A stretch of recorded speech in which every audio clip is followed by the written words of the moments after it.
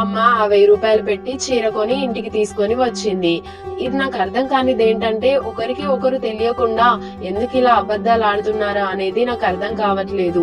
ఏంటండి, నాకు తెలియకుండా మీరు రంగయ్యకి డబ్బులు 10,000 రూపాయలు అప్పుగా ఇచ్చారా? తీరా నాతోనే మీరు అబద్ధం ఆడారా?